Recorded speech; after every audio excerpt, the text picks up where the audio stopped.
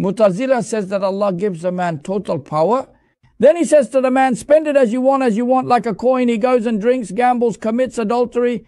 He says he is using his power for munkarat. And then he says Allah is exempt from this. He says, does Allah create a man to drink? Does Allah create a man to commit adultery? This man needs so much power. Can a weak, paralyzed man commit adultery? He says he needs power. Where does he get that power? He says he finds it from himself.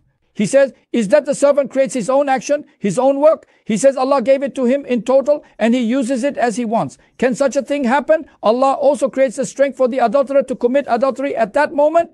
The one who has intercourse with his married wife as rewards if it is legitimate. That too requires a force and Allah creates that too. I am raising my hand like this. Allah is creating that right now. He went and slapped the man there. Let's say it was a sin, for example. He committed a sin. He slapped him. Allah creates that too. But he writes it as a sin to that servant. Here too, when a man was drowning, he grabbed him and saved him. He writes it down as a good deed. Because he helped a man, but who creates all the actions and the power there for that moment? Allah creates it at that moment. But Allah does not force you to drink. He gives you will. He gives you power. He has given you the opportunity to be a cause, to take initiative, to get ahead. Allah Ta'ala, even though He doesn't have to, He says, I will create what you want. Here the creator is not responsible. The cause is responsible. The one who uses will and might is responsible. The one who takes the lead is responsible. He says to you, I have subordinated my will and power to you at this point. What does it mean? He says, I will create what you want. But He says, I have not given you the creation. What is the proof of this? What does it say in Surah Safat? Allah created you and those things that you do.